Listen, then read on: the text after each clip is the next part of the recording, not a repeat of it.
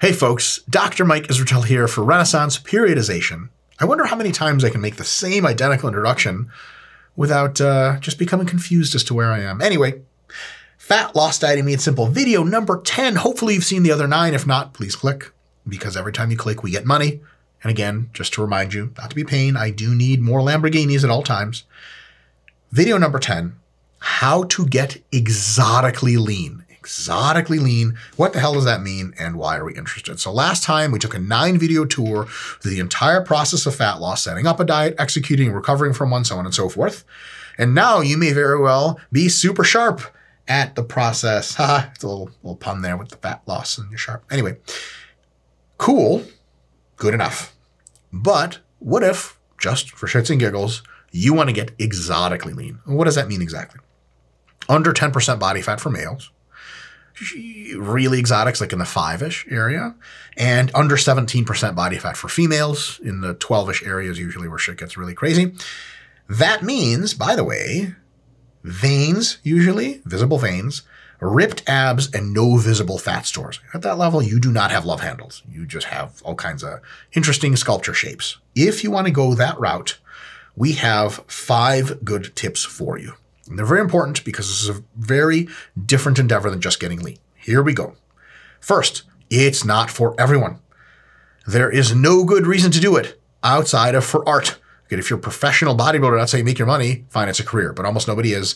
So it's literally just an artistic venture, which is some cool shit you want to do. You know, like if you look at an artist painting a weird ass mural, you know, that if you're on enough mushrooms looks like a donkey, you're like, why would you do that? And he's like, it's art. You're like, okay. That's its own reward, okay? So if you want to paint your body, so to speak, into a lean chisel machine, sweet. But a lot of times people think there's this sort of rainbow at the end, or this pot of gold at the end of the rainbow, and they think, oh, should I get exotically lean? Like, literally have people ask me that. I'm like, I don't know. Do you want to? And they're like, I don't know. Like, well, I can't tell you what you want. You know, I would say getting exotically lean is like buying an analogy for females is like buying a really expensive dress, okay? If you really like the dress and you want to see yourself in it, sure, it's worth $800 or whatever. I don't know how much dresses cost, good God. But if you look at the dress and you're like, nah, and someone's like, don't you just want to buy that? You're like, no, should I? No, of course not, right? That's all exotically lean is. It's just a cool little trick. It's painful, it's terrible, it's terrifying, comes with tons of side effects. It's not unhealthy, but it sure as hell throws you through the loop. If it's worth it to you for art, great. If not, just being lean is cool enough and just being anything else is fine too. Number 2, some things to expect. Your hunger levels will be insane at the end. Your energy will be super low. So you expect it, which means you eat way more bland foods than anything else. Tasty foods goodbye towards the end of that process. You have to make sure you're as active as always because your body's just going to try to get you to lay down, sit, or just like huddle up in blankets. So make sure step tracker is a really good idea. Make sure your physical activity is always there. It'll make the process way easier, way better.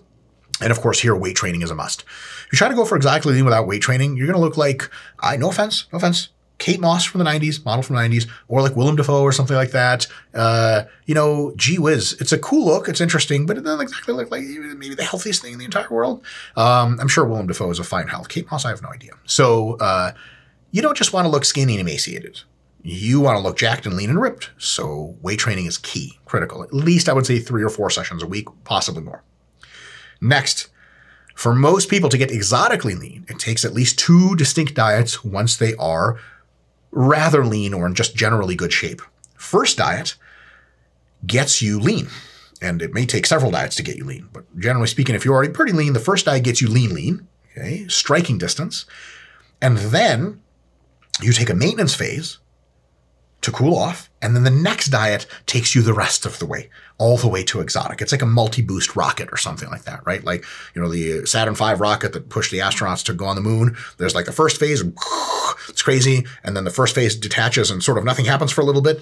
That's the maintenance phase, and then the second phase starts. But again, there's no one-phase rocket to get you to go to the moon, or at least there wasn't back in the day. So you have to have both phases, and you have to plan for how long that takes. So here's the deal. Usually it's going to take at least 9 weeks per diet to get you super lean. And there's 2 diets and a maintenance phase. That means 9 plus 9 plus 9, 27 weeks total to get exotically lean. So here's the thing.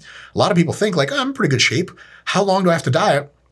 Or how much time do I have to allot myself in the future to get like shredded, exotically crazy, psychotically shredded? 27 weeks, okay? And potentially, if you want to really take your time, 36 weeks. Okay, this is not new. It's not crazy at all. The guys, some of our colleagues at 3D Muscle Journey, I encourage you to view their YouTube channel. It's amazing. 3DMJ.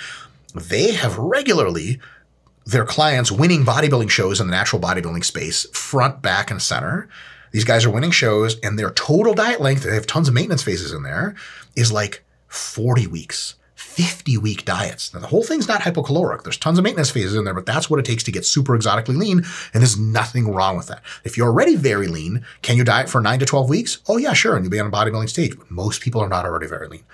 Prepare for a long time and squish a maintenance phase in between there at least. That is going to get you where you go. Because a lot of people start in decent shape, and they get to like 8 weeks out of exotically lean, and they're like, I've been dieting for 16 weeks and I'm going to die.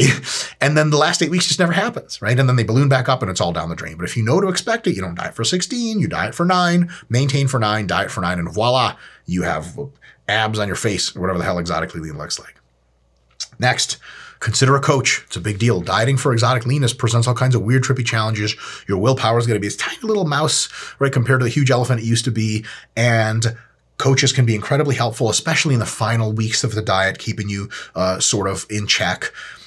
They can guide you on cardio, specifics, questions, salt intake, water intake, especially to look your best at the very end, because you can look really good after exotically lean fat loss phase if you're carrying a bit of water and salt. But if your coach really helps you with that last part and you want to take some really awesome pictures, they can peak you in such a way that you look unbelievable. And look, if you're going to diet for exotic leanness, you might as well look unbelievable at the end versus just really good, and you might as well get some awesome pictures. So consider a coach, very much so. I don't coach anymore, so don't look at me. I'm never a very good coach anyway. I guess I just coach my friends now. I coach Charlie. That's who I coach. If you know who that is, you know who that is. You know, we have tons of coaches at RP that can do that, specifically Jared Feather and his team, Jared Feather, Sam Okanula, and our physique coaches. But then there's, you know, dozens of other great coaches. Peter Fitchin is somebody you can look up. Eric Helms and his team at 3DMJ, Eric Trexler. I could go on and on and on. Tons of people can help you. Look them up. Get a good coach. It'll sort you out. Lastly, you have to take a maintenance phase after getting exotically lean, because your number one, you know, just sort of rough guess at what you're supposed to be doing is like liquefying pizza and IVing it into yourself. That's how hungry and starving and psychotic you're going to be. It's a good idea to ease back into food afterwards so that you stop at exotically lean, and then through easing back in, and of course having some cheats and so on and so forth, all very much like the maintenance phase we talked about in the early videos, you end up at regular lean instead of exotic lean to just back to where you were, okay? Because if you get exotically lean, you can actually get back to regular lean and sustain it. That's one of the cool benefits of exotic leanness. But if you get back there and then just go do fuck all, you'll end up as just regular like you used to be. And it's kind of like, hey, remember when you were super lean? You're like, yeah, I do remember that.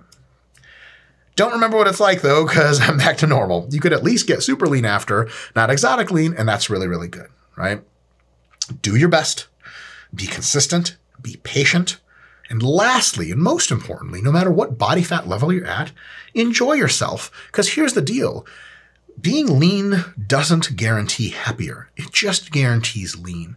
It's on you to choose the things and the hobbies and the friends and the lifestyle that makes you happy. And if leanness is a part of that, fucking sweet. And if it's not, no big deal. Folks, with that ultra motivational message, see you later. See you for the next video series, which starts, we'll see you hopefully next week, maybe the week after. Peace.